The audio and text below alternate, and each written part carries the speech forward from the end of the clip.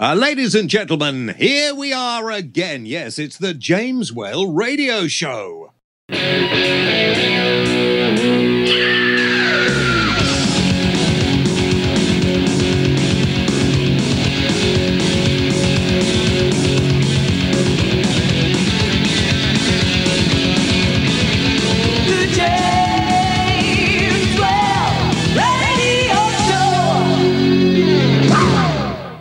And what a lovely, lovely bunch of people you all are. May I say a very good day. Wherever you are, wherever in the world you happen to be, a very, very good day to you. Rob is here, producer extraordinaire. Oh, thank you very much. Yes, I'm here. Yeah. Now, it's a bit of a special today because with all the furore of Jeremy Clarkson over the last few days. Now, you may be listening to this program way after this has happened, of course, because there are over 77. Well, this is program 77. So I'm aiming for a whole week's worth of whale. I think that's what. How many hours do I need for a week? A bit more than 77. A bit more than that. Anyway, so today we are going to be talking to a gentleman called Perry McCarthy on the program. Perry McCarthy was the original Stig from Top Gear, so I'm going to be talking to him in a moment as well. Right. Now, we've had a letter that came flooding into the production studios today from Stuart Clark, who listens to the program from all over the world. Well, he's from Nantwich in Cheshire, and he says, James, I'm currently sat in Cancun, Mexico on a trip with work listening to you. You just asked to let you know what people do when listening to you. Well, I download the show weekly and I take them away on the iPad and I use it when on long haul as I'm cabin crew. I listen to you all over the world and love to hear you give me a mention. All the best, Stuart Clark. So say hello to Stuart. Hello, Stuart. He'll be able to afford to buy all sorts of luxuries, won't he? Yeah, can he, next time he's on the plane, can't he plug the audio into the loudspeakers of the plane, entertain the guests on the plane? Oh, yeah, then we could say, ladies and gentlemen, hello, it's James Whale. I just wanted to wish you bon voyage and a very pleasant and trouble-free flight. Yeah, you've got to get the trouble-free flight in, yes. Yeah, and doors to manual. Sorry? I know that one, doors to manual. Well, all doors They always say that. No, they say doors to manual. Okay. Oh, Stuart, let us know. Why do they say doors to manual? Okay, that'd be, yeah. Because all doors are manual, aren't they? Apart from automatic ones, I suppose. Yeah, well, that's a good point. I'll tell you what else. Stuart could send us a photograph from all these different places in the world, and we could put them up on our website so people could go and have a look. If he sends me his address, I'll send him a T-shirt. Yeah, good one, Stuart. Send us your address to jameswhaleradio@gmail.com. Well, you know that because that's where you sent the email, and we'll do that. Well, nice to hear from Stuart. If you want to get in touch, that is the address, jameswhaleradio@gmail.com.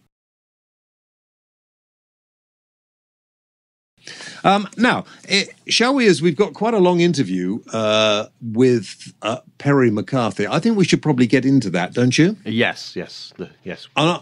Before we do, and before we get him on here, just suffice to say, there's going to be a job vacant there, isn't there? There is. Did I see an audition tape floating around the internet? Well, that's how I got Perry McCarthy because I was interviewing him, did a little film for another program that I do. And that's how I got him on the show. Mm. You know, one of my mates came up with the idea we could call the program Cruise Control. You don't like the idea of cruising? Why not? Don't know. What else do you do in a car? Hmm. And you have cruise control in a car. Yeah. It sounds, quite sexy, don't you think? What about bottom gear? No, that sounds horrible. You think of bottoms. Should we get the Stig on then? Well, I think we should. And perhaps I should introduce him this way. Some say he's not a real human being. Some say he comes from a planet far, far away. But we just know him as the Stig. James Whale Radio Show. Now, there couldn't be a more fortuitous time, really, Perry McCarthy, to talk with you with what has been going on lately. But let's leave Mr. Clarkson aside for a moment and let's introduce people to what or who was the original Stig. Is that right? It is right, yeah. Way back in 2002, I launched a book and had a fantastic party in the West End, and Jeremy Clarkson was a guest there, and Jeremy said to me, "Hey Perry, look, Top Gear's been off air for quite a while. We're going to be bringing it back with a whole new format, and we've got this idea for a secret racing driver who's going to be mean and moody, and we're thinking of you, and you're going to be dressed in black boots, black overalls, black gloves, black crash helmet, black visor, and we're going to call you the Gimp." And I said, "No, you're not." And then luckily enough, they turned around and come up with the idea of the Stig, and hence, James, Stiggy was born.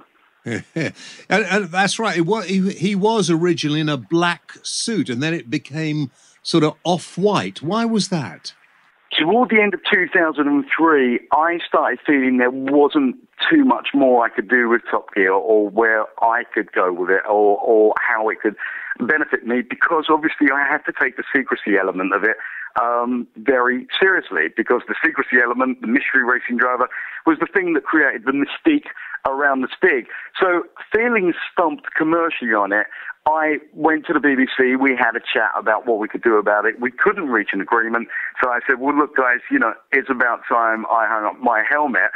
And they come up with the ingenious and dramatic conclusion finale to the end of the Stig, where we had a stunt on HMS Invincible, the aircraft carrier, driving an old white nitrous oxide powered XJS which had been stripped out. And of course, at the end of the aircraft runway, pardon me, I lost my brakes, was thrown into the sea, was never seen again, and sadly Black Stig died to give birth to White Stig. How did you feel in that case when that came to the end of your Stig career, as it were? Were you upset about that, or did you think you'd done as much as you wanted to do? Well, once I dragged myself out of the North Sea and dried off, I kind of reflected on my time as being the Stig and felt, there's a lot of people who want to hear the stories and everything else, because I wasn't under contract then. So I just went around promoting, all the fun that I'd had as being the Stig and the fun behind the scenes on Top Gear, as well as what I always do is talk about coming through international motor racing to get to Formula One with no money. So, but the Top Gear element, of course, proved incredibly popular. And, my appearances certainly went up. So it was, for me, a lot better to be ex-Stig rather than still strapped into the cars, unable to speak. I mean, Richard Hammond was always very proud of the fact that they'd take the mouthiest driver in motor racing and they found a way to shut him up. Did they feel upset when you revealed that you were the original Stig? Well, actually, James, I didn't reveal I was the original Stig, because after the first season, it came out in one of the Sunday newspapers. I to this day believe that somebody in the production department was fired and then went off to sell the story that was me behind the mask. So we got outed first, but then we played it down. Then the second time, I left the show, and it was actually only 3 months afterwards, in the second edition of my book, that I wrote a few pages about my time as being the Stig. So, yeah, there's a common misconception on the internet that I got fired for revealing my identity in my book. Well, the book was out before Top Gear show came on. Do you know the identity of the current Stig? The way they drive, I think it's an 8-year-old girl. No, I don't know. Do you know whether there's been more than one since you were on? There has been more than one since I was on. Obviously, we had the White Stig, and that was played by a guy for most of the time across 7 years. But when he couldn't make it, they had various stand-ins, some junior drivers stand in at different points in time. And I really don't know now if current Stiggy is the same fella or lass, I don't know. And if they rotate Stiggy week in, week out, I just really don't know. I will tell you one thing, is that my wife and I were watching Top Gear once, and I'm I am a racing driver and I'm highly competitive, and there's a bunch of people out there who I think are fantastic racing drivers. So I was watching Top Gear once, and suddenly I saw a Ferrari being driven by the Stig. And my wife looked at me within 3 corners of watching this, and she just looked at me, and I looked at her because, she understands motor racing. And we both said, who the hell is that driving? Because it was very, very good indeed. So it really got me. This is a different class of driving, obviously not to my own, of course, James, but but this was a different class of driving that we'd seen. And suddenly they had Stig sitting in the interview seat in the studio with Jeremy. And of course, they revealed who the Stig was. The crash helmet came off, and it was Michael Schumacher. So it just goes to show. Now, Michael did that as a stunt just for one day. It was amazing how many people thought he'd been the Stig all along. But it was Michael just having a laugh. But it just showed Michael's brilliance around the track. All right, let's come away from Top Gear for a moment, Perry. How did you start? What did you start as? Well, I was at college studying law and economics and art. And a friend of mine used to bring these fabulous magazines in with Formula One cars in. And I used to enjoy drawing portraits. And I started drawing these cars because I'd always loved cars, but I'd never followed motor racing. But by the same token, I just started driving on the road. And, I was a bit wild. But for some reason, people felt that, crikey, I could almost do anything in a car. So all these things started to converge. And then while drawing the cars, I started reading about these guys and started reading about the races, then started watching the races on TV. And then an amazing thing happened. I used to play the piano in a music shop to demonstrate, just to earn a couple of bob at a weekend. And I didn't know, but the owner of the shop had arranged for the chief instructor of Brands Hatch, the circuit in Kent in England, to come over and see me. And he took me to the track, and I drove him around, and that was it. He dragged me out the car, said, you've got to be a racing driver, and started introducing me to everybody, made a load of phone calls.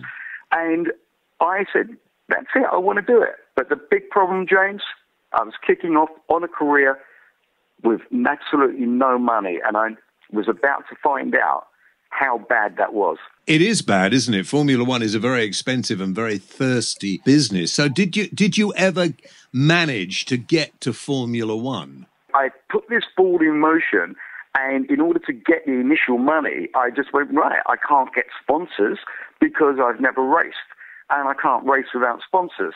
So I took the decision to oik myself off to North Sea oil rigs, and I worked out there for 2 years to get the money together to even begin my motor racing career. And I came straight into what's called Formula Ford, which back then was the recognised grounding. I mean, forget karting. I was too old to even start in karting. But people like Ayrton Senna and James Hunt and Mika Hakkinen and loads of other world champions, they've all started in Formula Ford. So I kicked off. I crashed quite a lot, but I was very fast immediately. The following year, I won the British Championship. The following year, a huge accident, which put me out for 1 year. The following years, I managed to find the money after knocking on doors day in, day out, making phone calls to get the sponsorship to then go to Formula 3.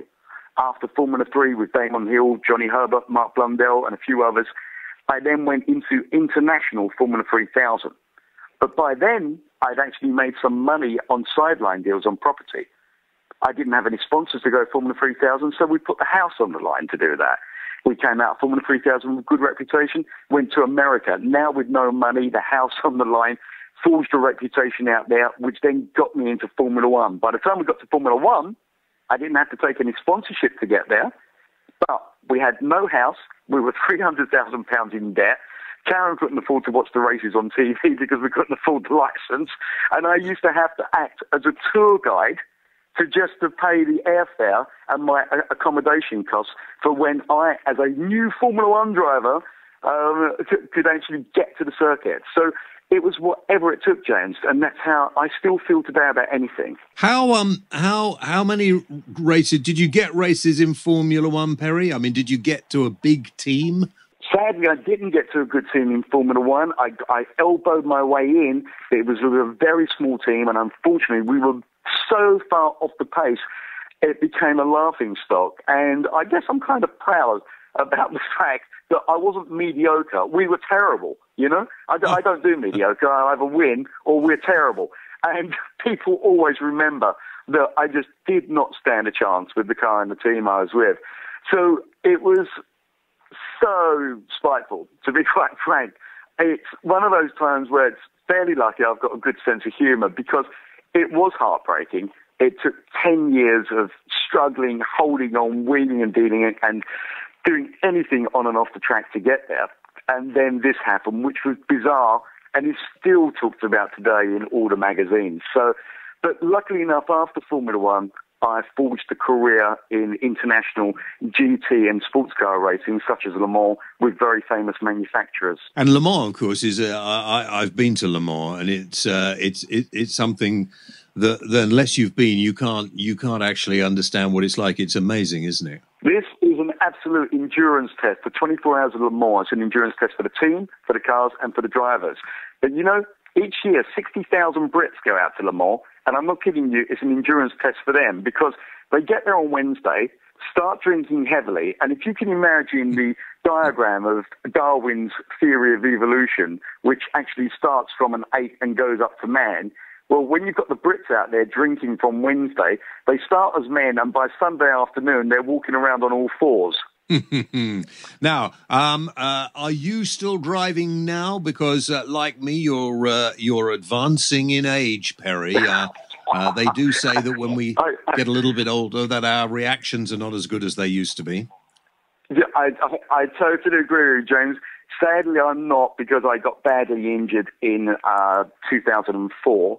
I've been quite badly injured before. I snapped my neck, broken my back, damaged both my feet, but the final one, I smashed my shoulder, and it just would not work correctly after that, which was a real pity, because, you know, I was again in line with Audi, who, if you're not in Formula One, it was a real honour to be chosen to drive for Audi. But, you know, that was it. That was the end of the career. And it was kind of just around that time I was Stiggy as well. So I just had to face the facts of life and just say, you know, I've had a real good innings. And I've always felt that if I were to have an epitaph, it would just read, I gave it a bloody good go. I bet your wife's pleased you finished now. I think she can do without the stress now, because Karen didn't really worry too much about my formative years. But we started seeing more and more friends get very seriously hurt. And then there was a very, very big accident at Le Mans, which I probably don't want to describe to your radio viewers, because it was horrible, and the young kid was, you know, not good. And I think that shook Karen up a little bit. And then also when she saw Pete Dumbreck in the Mercedes literally take off and thought it was me because it was the same colour car, and Pete went 60 foot into the air at 220 miles an hour, she started getting heebie-jeebies then. But sadly for Karen, she does know that that would not deter me. It can't do, because I'm a racing driver through and through. But the thing that did actually naturally settle it was the injury. And do you still drive for fun? Do you still like to go to tracks occasionally and take part in races or not? I won't do the occasional kart race, because, you know, it doesn't take too much time and effort for me to do that. I'm still competitive in karts, and I really enjoy that feeling of, you know, having something on the absolute edge of grip, and I'm lucky enough I'm still fast in a kart. But I guarantee you, if you put me in Jenson Button's McLaren, you know, let's say last year's McLaren, because this one's not working at the moment. But if you gave me 3 days of testing with all the tyres, all the fuel and everything else, I guarantee you he'd come along, get in that car, and in one lap would just take my time apart, you know, because I can't think at the same speed as these guys anymore. The Formula One drivers are unbelievable. You know, that is the speed that they think. And sadly, you just said it, I have to admit, I'm only going to get older and slower. Although when I'm in the pub telling stories, the older I get, the faster I was. So what does Perry McCarthy do now? What is your main living now? I've had so many adventures, and there's so many stories that are those of mine or of my friends. And it's been a real exciting ride, and I'm just delighted to say that so many people want to hear about my experiences, whether they be as the gags and impersonations and everything I do with the after dinner speaking, or whether it be the kind of real life stuff of, stay with it. This is how I used to drag myself through. This is the personal belief, the teamwork, the motivation, the commitment, the desire, the need, the passion to succeed. So there's a lot of times I give business speeches or motivation speeches, and I guess because I've got a story to tell, and in no short way, there's the popularity of Top Gear, I give those speeches to corporations all over the world. Well, let's talk a bit about Top Gear now, because not only is this coming weekend the start of Formula One and the new season, so that's quite apt, but this weekend on a Sunday evening, I'll be bereft of one of my favourite TV shows. Jeremy Clarkson, I've met him a few times. He's all right. I couldn't say anything against him.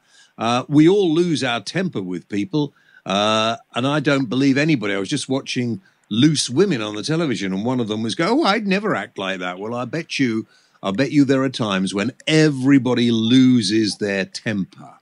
But and we don't know what happened, and I don't really care, to be honest. But to drop the television show, which is one of the most successful BBC programmes, seems to me to be bizarre, because it has 3 presenters. The films must already be in the can. Why on earth didn't they just go ahead and put it on, but say, look, sorry, we're not having Jeremy Clarkson on this week.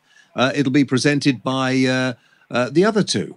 I think that the BBC have handled this incredibly badly. I think it's idiotic, nothing short of that. In fact, I think that whoever was responsible for sidelining Jeremy and taking the show down should be fired at the BBC, because this has been done against allegations, and those allegations haven't been proven. And to be quite honest, James, I'm a bit old school anyway. If 2 blokes have had a bit of a knock around, it should just be sorted out behind closed doors. So, I guess people might think I'm trivialising it, but that's how I feel about it. And I just think it's been an enormous error. The BBC have completely painted themselves into a corner now, because they stand a very real chance now of Clarkson not being around, not being on there, and not being maybe with the BBC. So people are saying, could Top Gear continue to go on without him? Well, it could, but it won't have the engine. It won't have that same creativity. It won't have the value. It'll be muted. It won't be as popular. And from an international sales and distribution level, it will drop off the scale. So they've really, really handled this badly. And why I say that people should be fired, they should be bright people who can think ahead instead of a knee-jerk reaction, politically correct, worried about having to be seen to do something. They could have done something, but they've done it all cockeyed. Now, you've been saying this on the BBC, various television and radio channels over the last couple of days as well. Have you had any contact with Jeremy Clarkson or the others? No, I don't really keep in contact with Richard or James or Jeremy. We're all pretty busy people. No, I do this not because I'm close personal friends with Jeremy. I mean, when we do meet up, we always get on.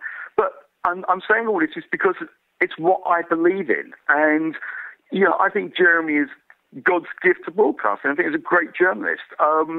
So, it's not like he's my older brother and I need to say this stuff. My enthusiasm for the show and for Jeremy as a bloke and as a personality is right the way up there. And I'm just so disappointed about the way this has been handled. Do you think that Hammond and May will go with him? I mean, there is the chance that the 3 of them will move to another network. I mean, I know that he doesn't own the format to the programme anymore. He used to, but he sold that back to the BBC, didn't he? I mean, presumably if they say, that's it, that we're not having you back, then he can just go and do whatever he wants. It's always difficult to think about these things because, if anybody was bright enough, they'd write in a whole bunch of trigger points and thresholds in a contract with the do's and don'ts, maybe more relevant to both James and Richard at this moment in time. So it's difficult to speculate because I don't know what's in their contract or how bright the BBC have been in considering any possible variation or eventuality. On their current form, I would imagine they've left those contracts wide open. So taking where you're going is, yeah, maybe there's a possibility. I mean, I think that the head of ITV was once asked if you could have any television show from another station, which would it be? And he said, in a heartbeat, Top Gear. So, will there be a very big offer coming out shortly? How many advertisers could that drag in?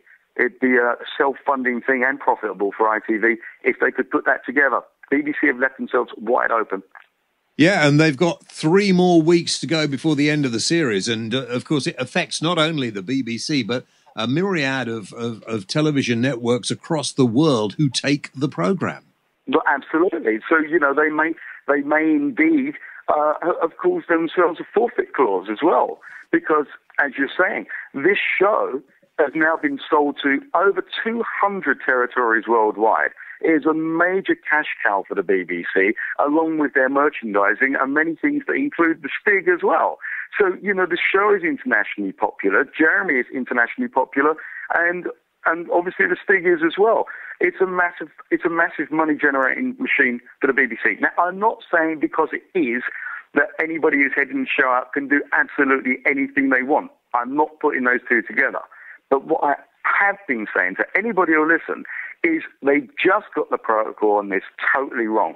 For goodness sake, it's that important. Why not get the facts straight first about this altercation, leave the show on air, and sort it out at the end of the series? Well, I think a lot of people think that, and I think it'll be rather interesting to find out. I mean, presumably the buck stops at the head of BBC Television, I would imagine, and maybe that person wasn't consulted. We'll have to wait and see, because spectacularly, this has been the front page story for the last couple of days.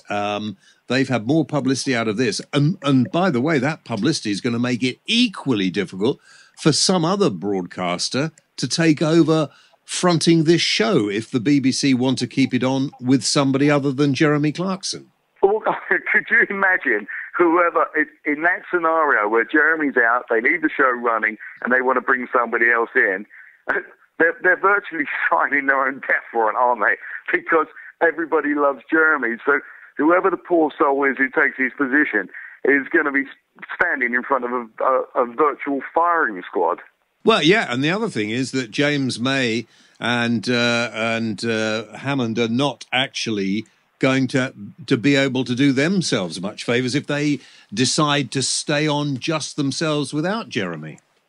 Again, it's that contract thing. I've really no idea what their contracts say, if they may be forced to fulfil their contract with or without Jeremy there.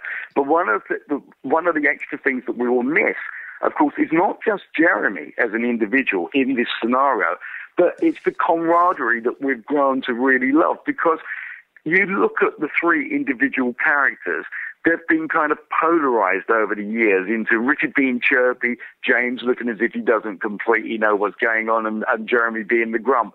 And of course, it's written so that they bounce off each other, and the viewer is engaged because you know where the joke's going. You say, oh, that's Jeremy. Oh, that's Richard. Oh, I knew James would do that.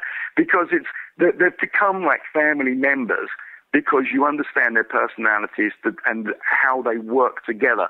So we would completely lose that dynamic coming out the screen to us as that level of fun as well. Well, let's talk. We'll wait and see what happens. I think, as you say, I think they've painted themselves into a corner. Over 500,000 people have now signed a petition. It's going to be interesting to see how they go back. There's a little bit of me that thinks, although it's getting a bit late now, thinks that maybe it'll be back on Sunday night. Who knows? Stranger things have happened.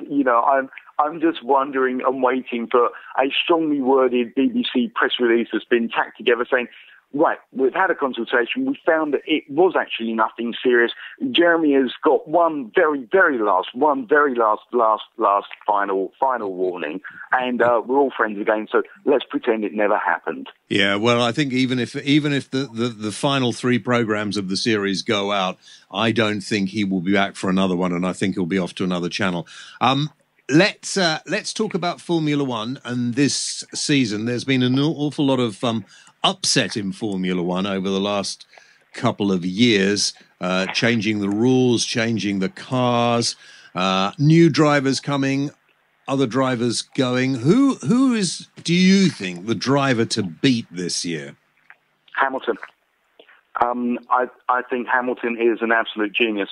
I really do. But, you know, for any driver being, you know, great or genius, they need the car.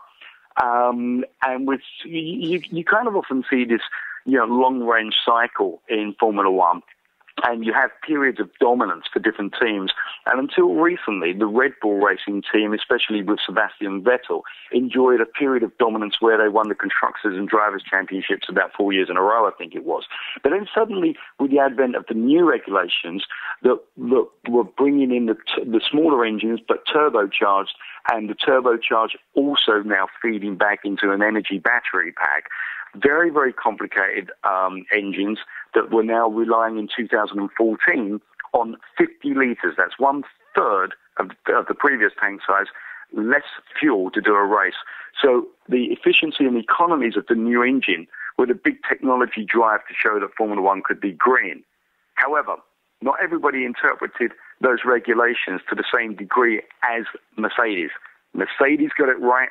Mercedes produced a dominant engine and car last year with two fantastic drivers, Lewis Hamilton and Nico Rosberg, and predominantly it was only those two who stood a chance. Now, there was an interloper, Daniel Ricciardo, driving for Red Bull, managed to win 3 races.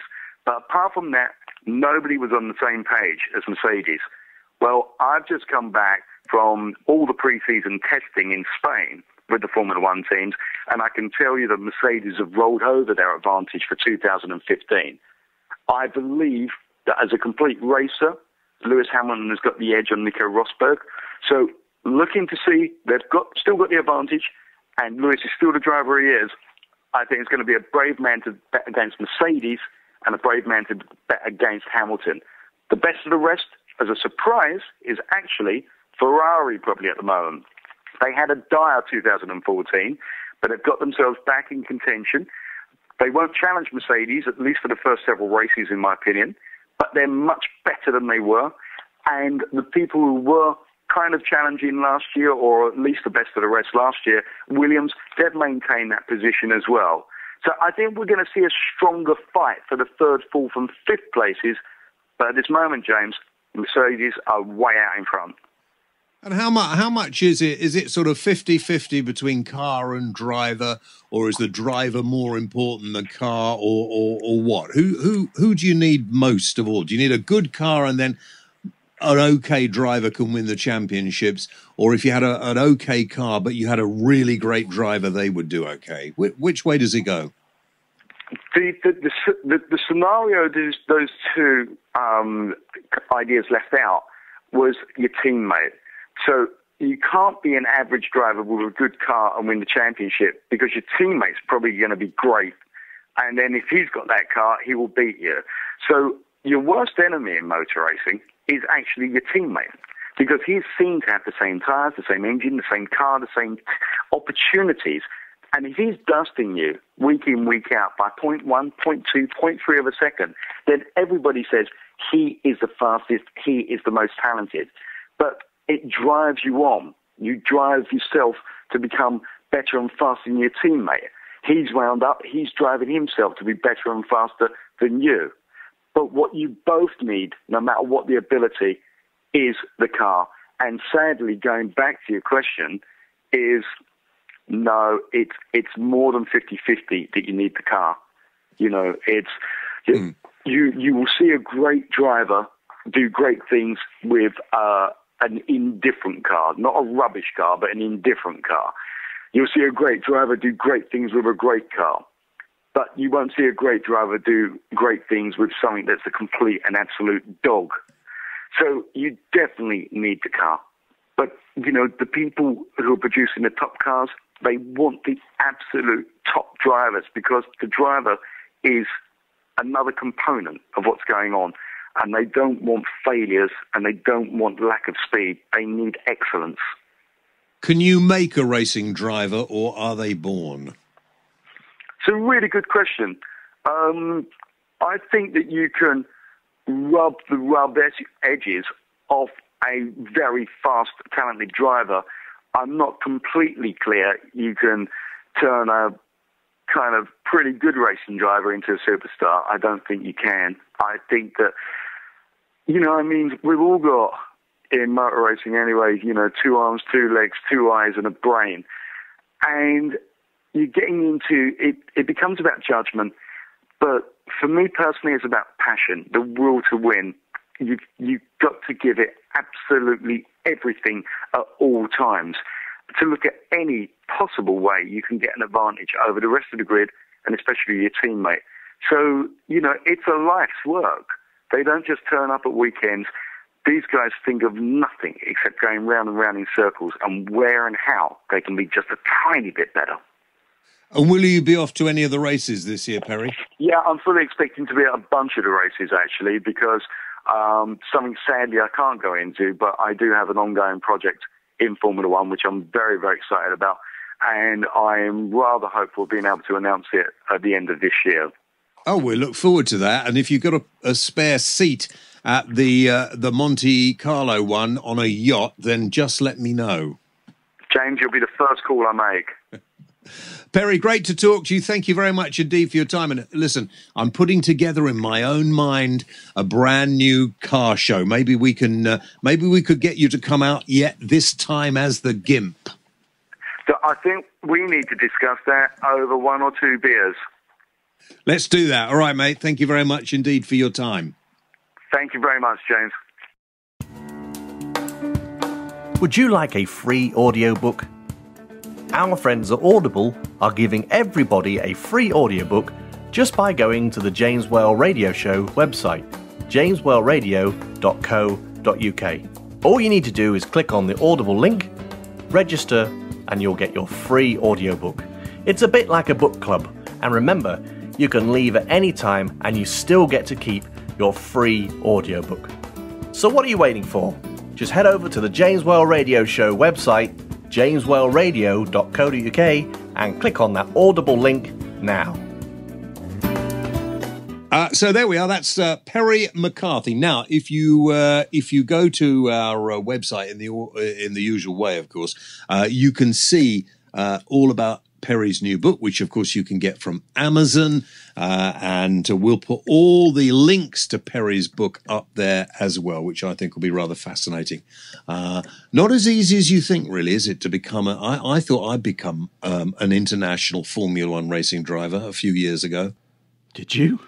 Yeah, no, I did. I really did. And I just felt, after my second speeding ticket, I thought perhaps I was doing the wrong job and I should actually go for that. But then they said I was too old. I said, what do you mean too old? How can I be too old? Surely experience counts for something. And they said, no, once you're past about 28, you're too old. And you've got to be able to fit into the car, I suppose. I beg your pardon? I'm not referring to you, of course. I'm just saying, Really? Yeah. Right, I'm going down the pub. I've got an idea for the Stig, or the old Stig. Oh, yeah, what? Why doesn't he become a chauffeur?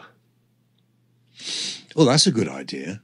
Because then you can People would love to be driven by the Stig, wouldn't they? Yeah, put the helmet on. Obviously, leave the black visor up. Well, no, you can leave that down, couldn't you? You can see through. No, leave it down, yeah. Yeah, just because if he couldn't do it, I could turn up and I could have a go. Well, in theory, he could subcontract, because as long as his name's on the company, if you know what I mean, anyone could hide under the outfit. He might not be able to use the name Stig. That might actually have to be for the for the BBC's property. So we might have to think of a new name for him. Well, he could use the Gimp then, can't he? Or the Twig. Rhymes with Stig. Stick. Or Stick. Yeah. Yeah. Brick. The Brick. The Brick. Yeah. Anyway, I think we better go now before we overstay our welcome. Same time next week. Say goodbye. Goodbye. Vroom, vroom.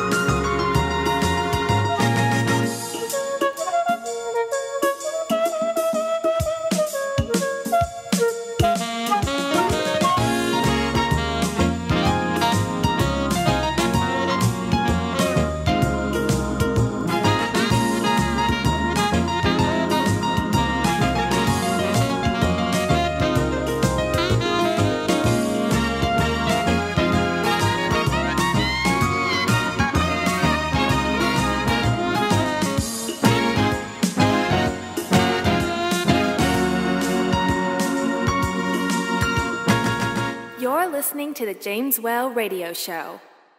For more information, visit www.jameswhaleradio.co.uk.